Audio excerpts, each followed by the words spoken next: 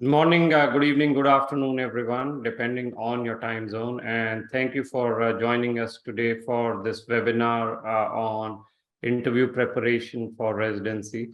So today we have Dr. Kim Cousins, an IMG herself, born in Canada, raised in Kingston, Jamaica, for all of you who are cricket fans. So she's from the West Indies, finished her internal medicine residency, and then ID fellowship at the Icon School at Mount Sinai. So she has graciously agreed to give us all some tips for this interview preparation season. You know, as you may know, it's the most important time of your entire USMLE journey. So without further ado, let me invite her, Dr. Cousins, welcome, and the floor is all yours. Hi, everyone. It's so great to be here. Thank you for that lovely introduction, Fawn. As you had mentioned, I just recently graduated as an allergy immunology fellow from Icon School of Medicine. So I definitely know some insight into the journey, and I'm here to kind of talk about the residency interview process. With the introduction that was provided, I like to always tell you guys that a little bit of my stories. I'm just like you guys. You know, I was an IMG. I'm originally not American. And I studied medical school in the British system in my home country, which is Jamaica. And I transitioned here for internal medicine residency and then following fellowship.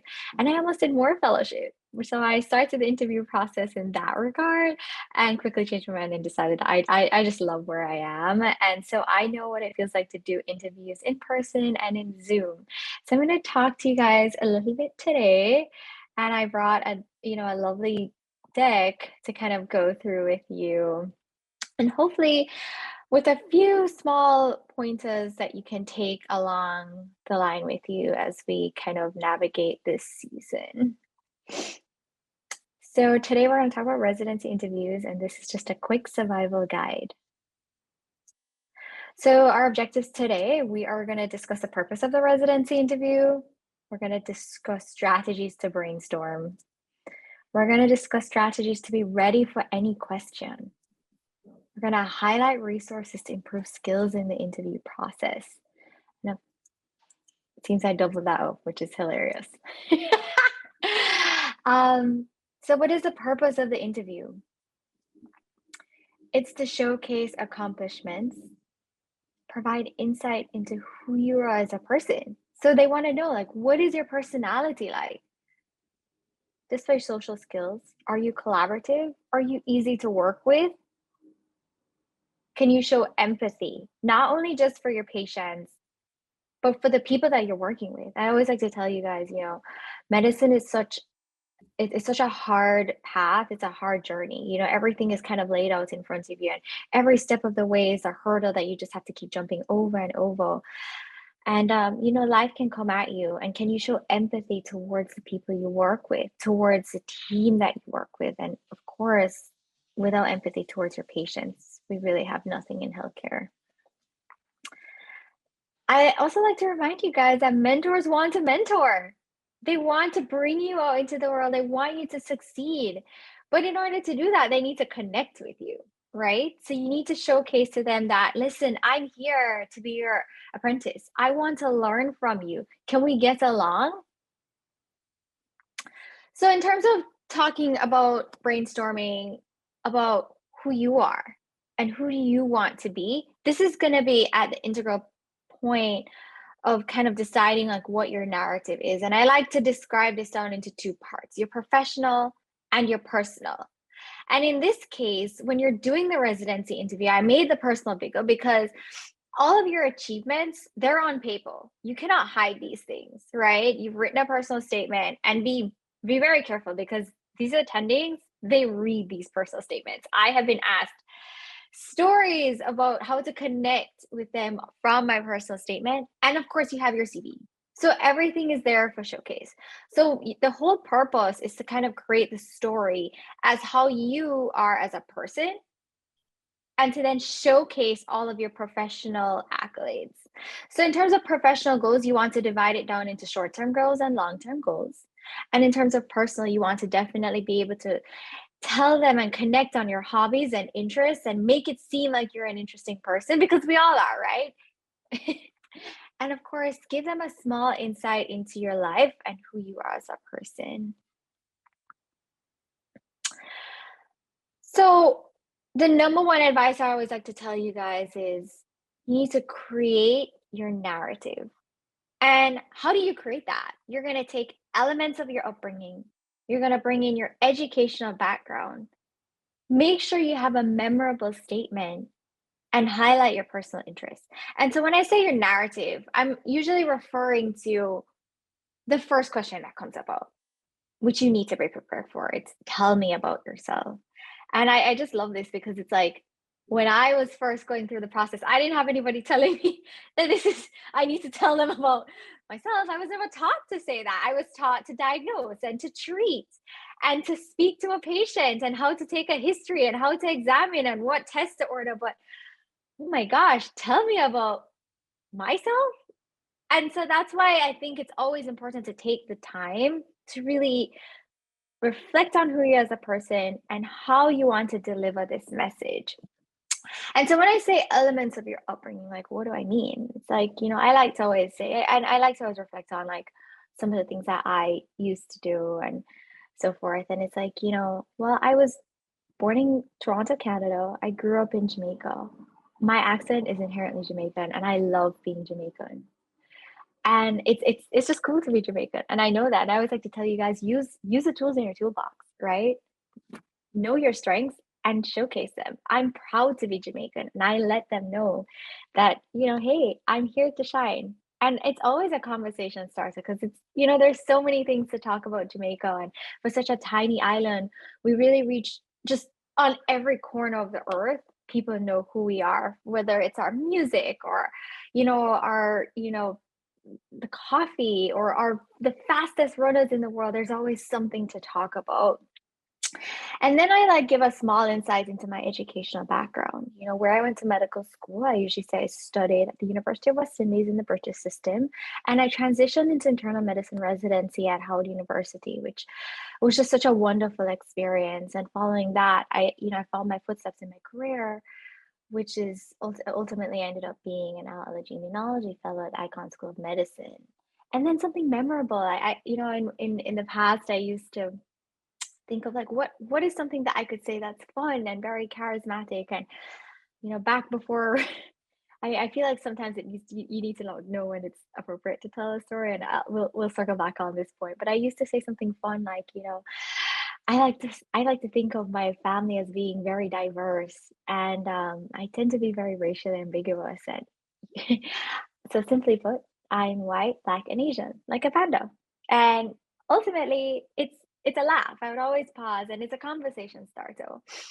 And of course, personal interests. What was written on my CV, there was always something to connect with the speaker. And so I used to teach yoga, and people loved to talk about that. Like, what was my journey to like falling into this pathway of teaching yoga, and how do I implement this into my life? And then, of course, I used to make jokes about being a part of the Peloton cult. And the attendings would love it because we connect on that. Some of them are avid Peloton riders, and we would just talk endlessly about who their favorite, instructor was and like why. And so you want to kind of showcase things and give them things to talk about, give them things to connect to. Know your narrative. Know it. Give the program a sense of who you are, right? We kind of touched on that earlier. Show them that you can easily assimilate into the existing environment. Humanize yourself. I always, one of the things that the panelists tend to tell me that you guys do is you just come in and you come in guns a-blazing. This is my medical career. This is all I do. But you're more than your career, right?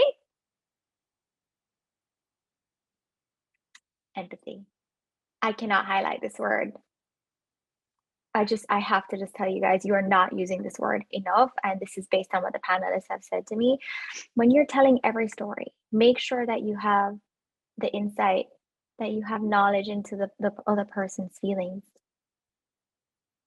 Make a memorable first impression. Lead the conversation on a good note, right? If you come in with a good start, you're going to have a great ending. The conversation will flow so much easier if you come in with a good first impression.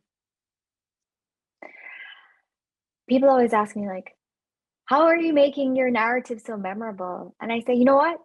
Write it down, because that's such a hard question to really answer. Learn to deliver the message with charm, as I mentioned. Be able to repeat the same line over and over and over with the same enthusiasm, with the same level of enthusiasm every single time. I have to tell you, because there will be about 4 to 15 interviews I have definitely like experienced based on program to program, where it's like, okay, you'll go through a section of 3 interviews, and then there's a panel of interviews with 4 people in the interview, and you best believe you need to repeat this line. Tell me about yourself. And you need to say like you believe it. Avoid red flags in your introduction. And practice I like to tell you guys is say your narrative to your friends and family and ask them, like, do you hear any red flags? Does something sound off? I think we live in a world right now where it's very important to focus on being politically correct, right? Because we want to be inclusive. And as healthcare providers, it's an honor to be able to see patients from every single ethnic background, as well as to be able to see a diverse section of patients. And so you need to be able to train yourself to be inclusive, because that is who we should be as providers. And practice, practice, practice. Practice makes perfect. And I sort of like to bring this up to you guys, and we'll touch again on this in a little bit, but sometimes English may not be our first language, or where we grew up with, we have an accent, right? And I like to say that an accent can be a strength. It is a part of who we are, and we should be proud of who we are.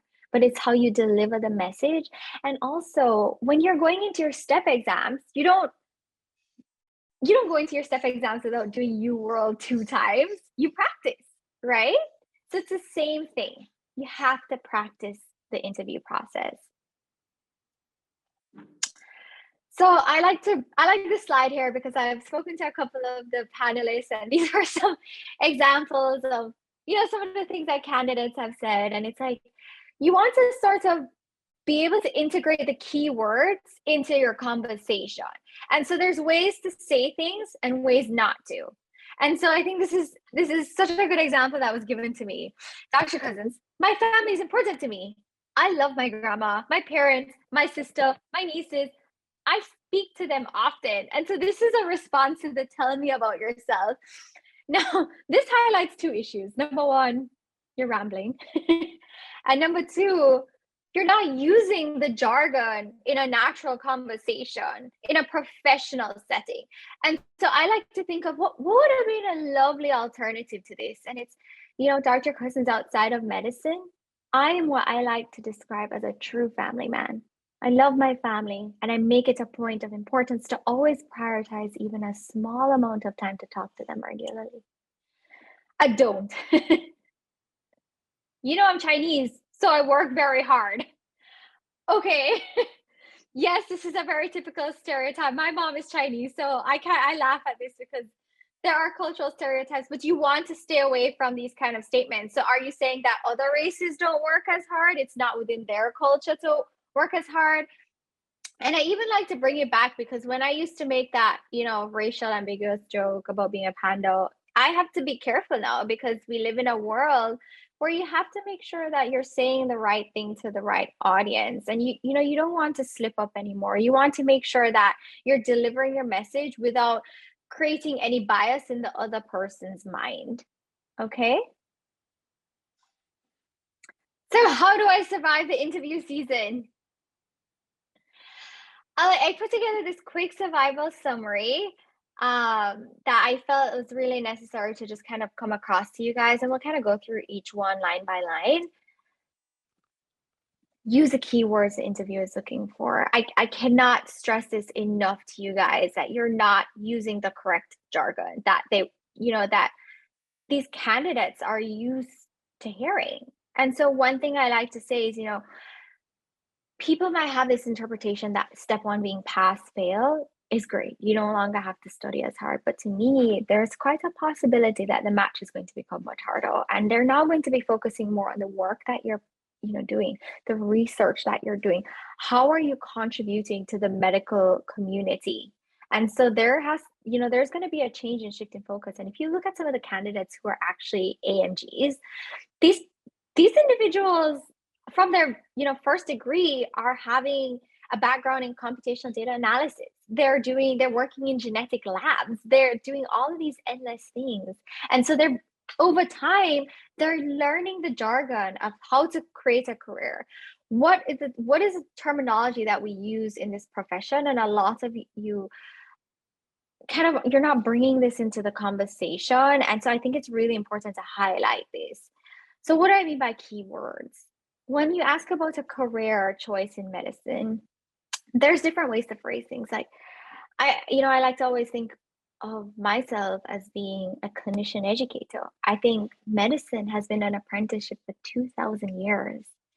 And without this history of apprenticeship, we would never be where we are today. And so I really am passionate about continuing this practice and continuing as a clinician educator. Or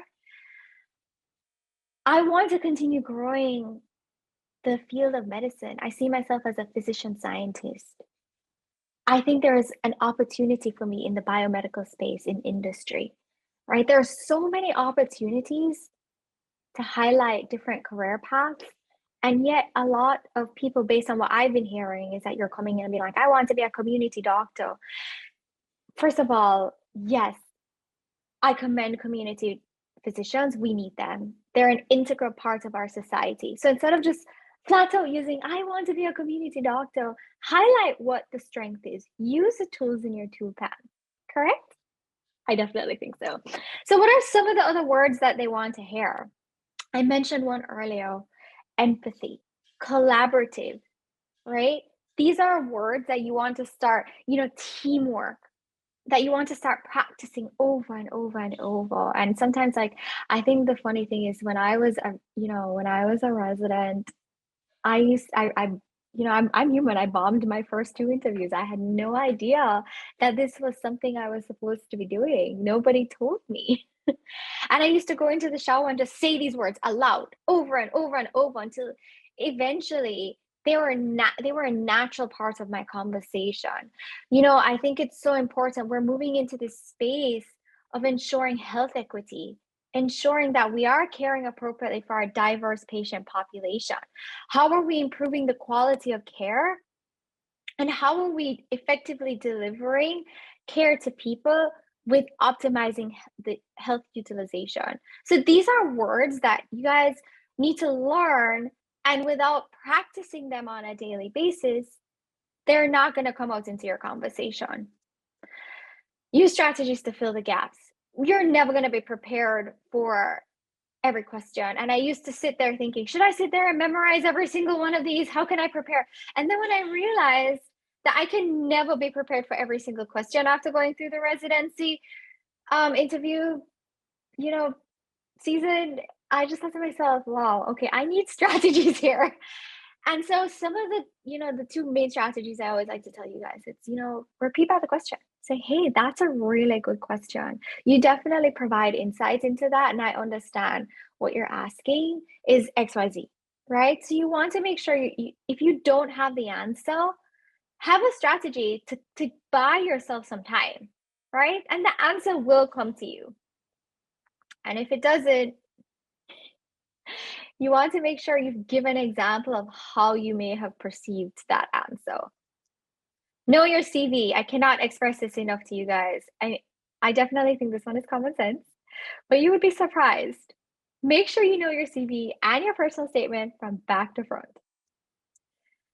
Deliver every answer with the most charismatic version of yourselves. And I always like to touch on this point because I feel like a common question that the panelists are asked, well, how can I be charismatic? That's not something we can teach, okay? What you need to do is you need to practice. You need to practice in the language that you're going to be doing in the interview. And you need to sort of reflect back. And what I used to like to do is I used to like to record myself and listen back to myself. And I used to be like, oh my God, is that how I sound?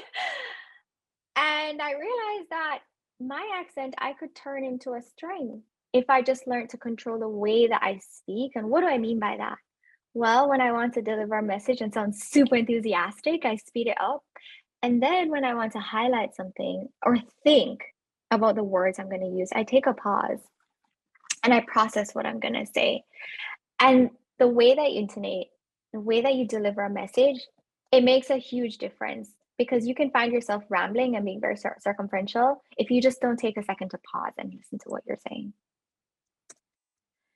So anticipating the length of an answer that is appropriate for each question. And what do I mean by this? And I like to think of the way to phrase an answer is in your mind. You need to decide what kind of answer am I going to get. So let's take an answer and it has two lengths. Okay. You have the short end and you have a long narrative. So the short, sweet answer is appropriate if you're a strong candidate in speaking and you know that you're prepared to answer anything. So it's okay to deliver a message in a very short, sweet answer. But just so you know, the quicker you answer, the more questions you open yourself up to, especially if you're not delivering the answer to the effect of what the interviewer wants to hear. And then you have the long narrative, which has 2 points to it. It can be good in the sense that do you have a story to tell that you can deliver in a memorable way, that is in a meaningful way to the person that you're speaking to? Or are you going to ramble on and on and on and on? Because if you're going to do that, that's an absolute no. But if you have a story to tell, the long-winded answer can be a very useful tool because it also takes up time where you have less questions to be asked. And then there's a sweet spot, which is in the middle, where you've effectively delivered the answer. You've said something very memorable, and you're not being too circumferential. Answer the question you're asked. Time and time again, a lot of panelists say that candidates are not answering the questions that they're asked. Listen to what the interviewer is asking. Take a pause and then answer. Because sometimes what happens is you guys don't answer the question and then you go around in circles. And at the end of it, you realize, oh my God, I did not answer the question.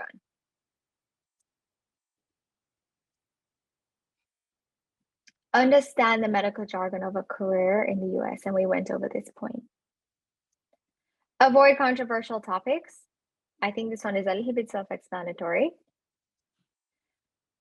Be prepared to have questions about the program and ensure they're not offensive. I have definitely seen candidates come in throughout my time and my career in the medical field come in and have pretty offensive questions.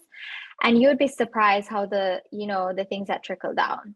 So you want to make sure you have questions to ask about the program, but you also want to deliver that question to show that the program is a strong one in your eyes, okay? And that you really want to be there. Because if you come in with a rude or offensive question and the program director or a fellow or a resident hears these types of questions, it's just not a good look, okay? I really like this point because I feel like the US residency process it's just such a difficult process. And I feel like sometimes you can feel really beaten down by it. And we've all been there. We all know what it is. And so sometimes a lot of people tend to say, like, mention their limitations and a lot about and negative things and negative comparisons to what their US clinical experience is compared to their foreign experience, or just as a slight example, but never mention anything negative without a positive spin. How did you learn from this situation? Use the tools in your toolbox. I feel like one of the main feedbacks that I've been hearing from panelists is that students and candidates come in and they don't want to effectively deliver the message that shows them in a good light. Only talk about your strengths. If you are going to deliver a weakness, show the strength that you deliver, that you created or you earned from this situation or scenario. And practice. Without a doubt, without practice, you will not be perfect. I think even till this day, at my stage in my career, when I have an oral presentation to give about my research, I present it to my mom. She has no clue about what I'm talking about, but it's the delivery of the message. Can I send this message to anybody?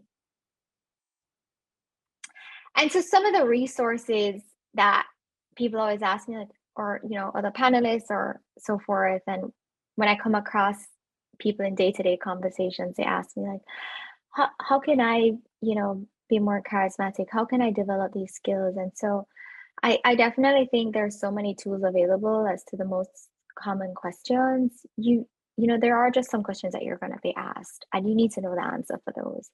Okay, for those that you cannot prepare for, use the strategies that we spoke about earlier. And so things like, tell me about yourself. Why this specialty? What is the story behind a difficult situation with a patient? How did you overcome this difficult situation? 2, YouTube. Oh my God, what a wonderful resource. It's endless amount of like videos on how to be Zoom ready. I think that's so important. Just going on YouTube and showing like, how can I make my background effective? How can I create a good lighting? And how can I look very presentable? What angles should I put the camera at? There's so much resources there that you should definitely just take a look. And 3, famous speakers. One thing I really like is that every day I take 10 to 15 minutes to watch people who are, world leaders in this time and see how they deliver a message. And I like to think about not even just world leaders, but people who are actors or, comedians or performers. And so, a few things like, for example, Obama, he was never always the strongest speaker, but he's one of the most memorable ones because if you listen to how he sits down and he thinks about what he's going to answer, it just the message that he delivers is always so meaningful. There are people who have made their mark in this world. If you just listen to the things that they say and how like a lot of motivational speakers and influencers in our world, watch them, watch the TED Talks, listen to how they speak, listen to how they deliver messages. For programs, I feel like if there are programs that effectively give you guys the opportunity to do real interviews, for example, Sarthi, I wish I had like a tool that somebody could teach me in the beginning because I'm just like you guys, I bombed. And friends and family, I think in my process I was very lucky because my best friend, she's a media journalist. She interviews very famous celebrities, and she used to sit there and ask me questions, and I used to practice with her, and she used to tell me, why don't you change the way that you sound when you deliver this word? And it made a huge difference in terms of making sure that the tone was correct, making sure that I was smiling when I was giving a message, and making sure that I was connecting to my audience. And then I had another friend who was a big time executive in a major biotech company. She did interviews very regularly when she was interviewing staff or going through the hiring process. And so she would sit down, even though she had nothing to do with the medical career or the medical field in terms of what I'm doing, she was able to provide feedback, right? And then, of course, yourself. Talk to yourself. Take the second to recite the answers, recite who you are. So, who are you, right? You want to be very careful of context. And that's why I tell you guys, think about what you say before you speak. And I was watching a video clip recently of Nancy Pelosi talking about immigration reform, which, by the way, is a no topic in your interviews. And she accidentally mentioned about wanting to have people come in to pick crops. Like, that doesn't sound good. And so that's the same example that I mentioned earlier. I'm Chinese, so I work hard. No, you have to make sure that you're very careful of context, very careful of the things you say. Avoid controversy. So I like to laugh and say, unless you're a billionaire, I don't I don't think you should touch on any controversial topic unless you're willing to back it up with a statement that's going to make you shine, which sometimes is an extremely hard task. And then pause and think about what you say, just as I mentioned as certain speakers. Deliver the message with your true self. So with that, I come to an end. And we can have a Q&A option. So I'm going to pass over to Juan. I'm going to stop sharing screen now. And it was, thank you so much. Yeah, thank you very much, Kim. This was very, very useful. Thanks. And now, yes, we can take questions, everyone. And I do want to acknowledge Shravani from our team, who's also on the chat, and she can guide you to the relevant links. And by the way, we do help you answer all these questions as part of our interview preparation classes and mock interviews. The link is being posted, and only for those of you special who have attended this webinar, we have some special discounts. Shravani is going to post them if you enroll by Saturday, so about 48 hours. But let me take questions. Let me see what questions. How do you answer red flags in a positive way? So that's a very broad, that's a very broad-based question. It kind of like falls into the bucket of how do I be charismatic? I think you would have to throw a specific example for me to kind of spin, but I like to say, for example, okay, you have a gap in your CV. I think that's definitely always a red flag, and nobody's like blind to this. If you're studying a different system, there may be some gaps in your CV. And so if they may ask about that, and you may say, well, I took this time to really focus on a pathway. I was really interested in developing a research career, and I took the time to do whatever work. And I think during this time, I was able to find myself. And it's amazing, like just by like processing where you are, how much insight you can get to who you are as a person. I'm just giving an example here. I feel like that's a very broad-based question, but it's like I said, mention if they bring up something bad, tell them like how you learned from it, like how you became a better person because of this, red flag or so forth. Okay, next question. If they ask us, where else have you interviewed? How to answer this question? That's a really good question, because I, in fact, was asked that once upon a time. That's actually a no-no. They're not supposed to ask you that based on the, ACGME guidelines. There's two ways to think about it. You can just be honest, just mention two. I would choose two of my weakest interviews, not my strongest. Or, if you want, you can stand your ground and say like, I really have an answer for that. Personally, if you're asking what I did, I just answered two, and I used my two weakest interviews. Okay, that's good. If they ask you, why didn't you match last year? Of course, they can guess based on your transcripts and other things that you may have applied last year. So let's assume that they know that you applied last year or last couple of seasons. How do you answer that? Why didn't you match? So once again, that's like person dependent, right? It depends on the profile of the individual. Like, did you not have strong enough scores? And did you now take the time to develop your research career? So it's very hard to really construct an exact answer unless I'm looking at the profile of the person. But if you're saying like a generalized way, you just say, I do find that this, I've been through the cycle a few times, and it's made me a better person. It's made me mature in ways that I didn't know I had in me. I have been able to focus on my career and how do I want to build myself as a clinician educator, as a physician scientist, like what direction do you want to go? So that's a generalized way of looking at it versus like using like a microscope and honing in, because like that's person to person dependent. And that's why I keep telling you guys, it's important not to just have these like questions and say like, how do I answer this? The answer is in here. It's who are you? And that's why I had put up that lovely slide with the you in the middle and like highlighting your story, right? Brainstorming who you are, knowing your limitations and being able to show how you overcame these limitations. Okay.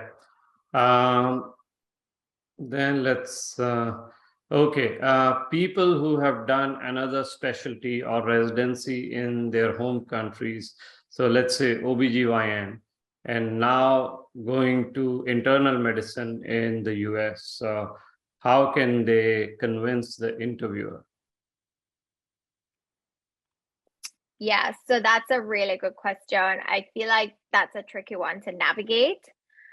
And so a really good way to think about it is during my time away, I found myself being very passionate about OBGYN. And while I was in this field, what I was able to focus on women's studies and be able to see my patient as a whole and see the limitations in and gaps in their care. And I feel like transitioning to the next step, I can now start. I really want to add back into this field and show how I can, strengthen their studies from a primary care provider or as a, person studying public health or something, pulling in public health into the conversation about being in internal medicine, which is a pathway through IM.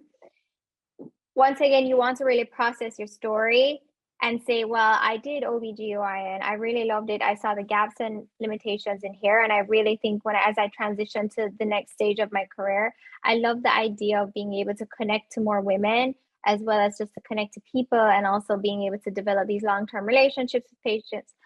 One thing I really like to tell you guys about red flagging, though, it's like you cannot be in the US, you don't create long-term relationships as a hospitalist, so you need to be very careful. If you mention you want to be a hospitalist, you're not creating long-term relationships. That is more a form of the community provider and so forth. And just remember that internal medicine, and what I love about it is there's so many branches and it's ever expanding. And that's another thing you can mention. You love the idea of how internal medicine is ever expanding and you feel like there is more career options for you and more room for you to grow in internal medicine versus like directly in women's studies. There's so many ways you can take that question, and it's just for you to like look at your story and develop the answer. Okay. How important is letter of interest as an outreach tool?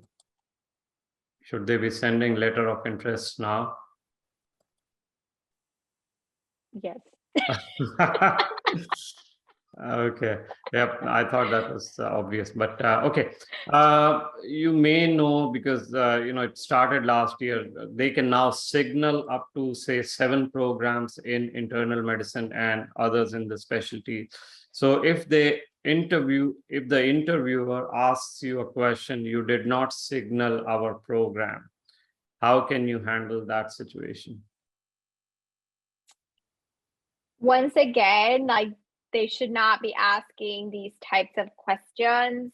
So, I mean, I feel like the questions that you guys are throwing here are like questions you should not be asking for. So they're not going to flag you based on these. They're not going to be making a record of this because like by ACGME policy, they should not be asking this. Or I feel it is ACGME policy.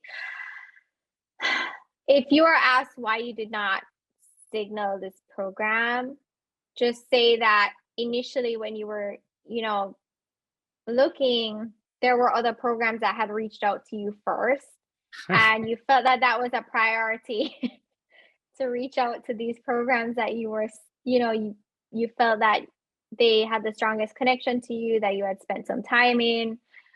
That's a tough one because you guys are asking me things that they should not be asking. So it's very hard for me to answer things that are against the policy. I always like to say this, like you want to avoid lying, but you want to be very strategic in your answer, right? If they're asking you such a difficult question that's against policy, you need to start becoming very witty and very strategic in the way that you answer back, because you can shoot yourself in the foot. For example, when I was asked that question, where else am I interviewing? Which is very interesting because I mentioned one weak one and I mentioned one strong one, actually not 2 weak ones. And I may have shot myself in the foot because the PD was like, oh, you're interviewing there? Okay. So it's kind of like, well, why are you considering my program? I mean, both were kind of like strong programs, but the second one was so strong. It like kind of may have had like a negative impact on the conversation. And so that's why I always like to tell you guys to stop and think, right? Just take a pause. Oh, not too long though, because that gets socially awkward. You cannot prepare for every single question, right? You have to just like be very witty, very strategic. So as I mentioned, I didn't say my strongest interviews. I said my weakest, but one of the weakest to me was still relatively strong to that program. So coming back and circling back to this question, you just have to take a pause and be very strategic and very witty about your answer. And I think maybe that's a good idea. Just say, well, these programs may have reached out to me and I felt they were very interested in me as a candidate. That might be one way to approach it. Maybe I'll have to think on this one. And to our audience, we have classes, we have mock interviews, we help you navigate all these questions, we teach you the strategy. So like she said, these questions in isolation may not make sense. We have to look at your profile, we have to look at maybe scores. So there is a question on how do I answer about my low scores. So there are all these things that, low scores are relative, NRMP data, etc. is there. But let me ask you this question. If they ask you about low scores. Yeah, I have done the interview process. I've been to a ton of interviews. I've never been asked about low scores. I personally had great scores. So that's a tricky one because, as I had mentioned, you never really want to mention a weakness without a positive spin to highlight a strength. And so you can just say that you've come to the terms that with the time when you had sat these exams, there may have been a lot of other circumstances around your life that you may not have performed to your optimum. And you've accepted that.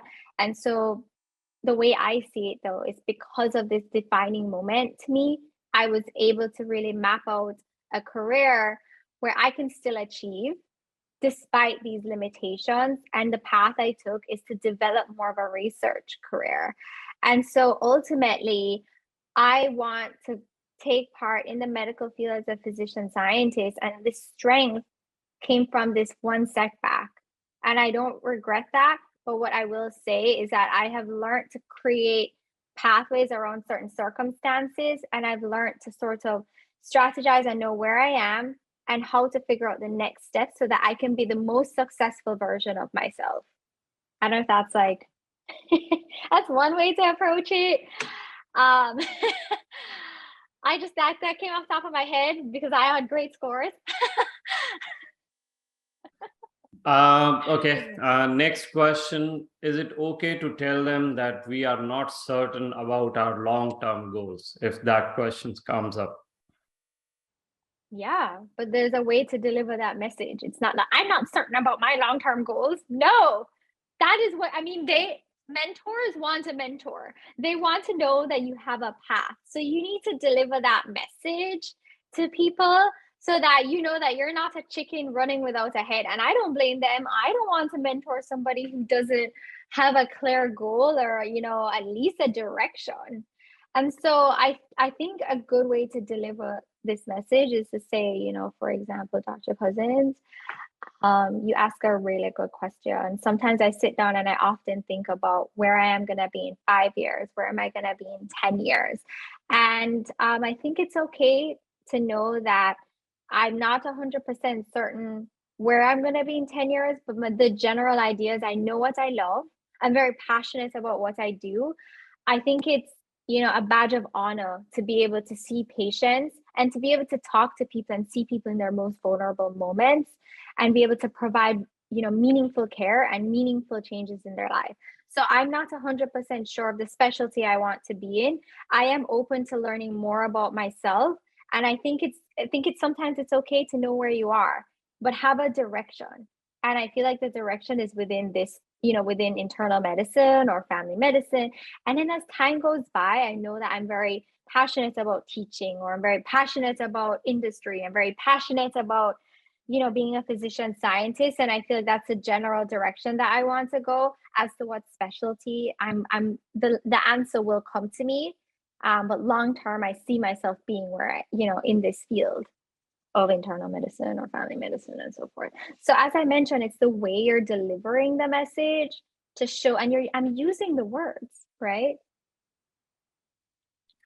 Okay, so I think we are coming to the end of our time, but maybe we'll take one last question. If they ask you about errors you have made in a clinical case, how do you handle that, clinical errors? So once again, it's a personal story. I can't tell you, I can tell you what I would say, but I cannot tell you guys what to say, right? Because the conversation, it needs to be driven by who you are as an individual.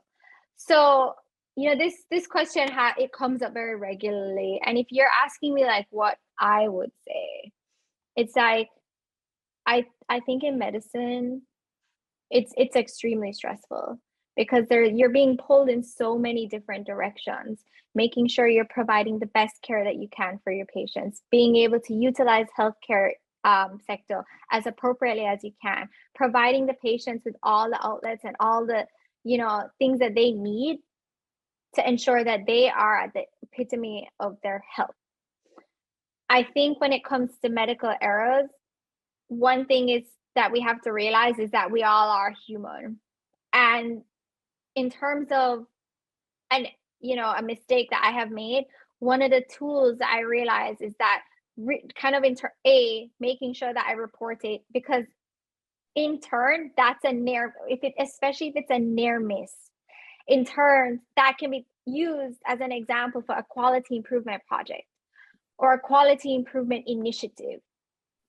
And I want to make sure that this error never happens to anybody else. It never happens to another patient.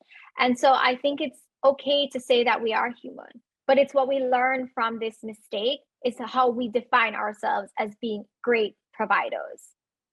Like you could use an example. And I think in this case, like I don't have a particular example of an error, a near miss right now, but it's all like a personal experience, right? They're going to ask you, tell me about a time that you made a clinical mistake. I think one thing to say is do not mention a detrimental story. Just mention something light and sweet and breezy and show how that, you want, and people do make detrimental mistakes. Like we're all human, and, but don't mention those, use the light and sweet ones and talk about how you created a quality improvement initiative so that did not happen to another person.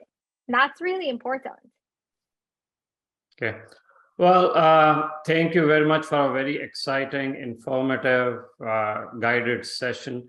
Any closing comments from you, Kim? Yeah, I definitely think that one of the main things is to go forward is to find ways to practice, integrate some of the main points that I mentioned here. I really like this presentation because it kind of like gives you the strategy. Like it doesn't tell you to just swat these answers because every answer is individualized, right? Just like the same questions that you guys were asking me, there are generalized answers and then there are the ones that are personal and dear to you. And like, how can you showcase these personal answers? So unless you practice these questions and practice the strategies to use when you face a question that you did not prepare for, then, that's how you become great.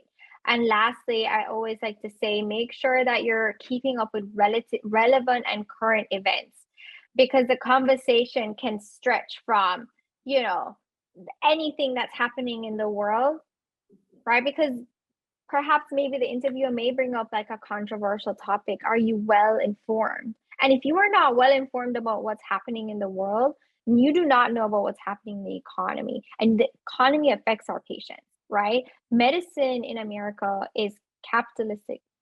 It's driven by corporate America. And so you need to know what is happening in the world so you can provide the best care to your patients. Listen to motivational speakers, listen to the most influential people, watch their talks, and emulate the good sides, right? Practice the things that they do so it comes out into your conversation. And I think with that, that's my last bit. Thank you very much, Kim, and I appreciate your time and tips. And to our audience, I'm going to stay back for a couple of minutes so that you can take down the links again. If you've attended this webinar, which all of you have, and there's a special discount we're offering on our classes. So take a look at that. Shravani is going to post those links, and good luck for your interview season. It was so wonderful to be here. Thank you for inviting me to talk, and good luck to all of you guys. It is not as hard as it seems. You will do great. Okay. Thank you. Bye. Bye. Thank you.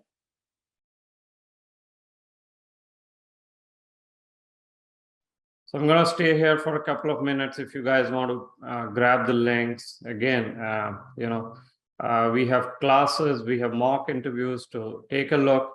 If you are interested, we go over each one of these questions and help you navigate the interview season. And of course, we have Instagram live sessions every Friday. So tomorrow we will have Instagram live as well.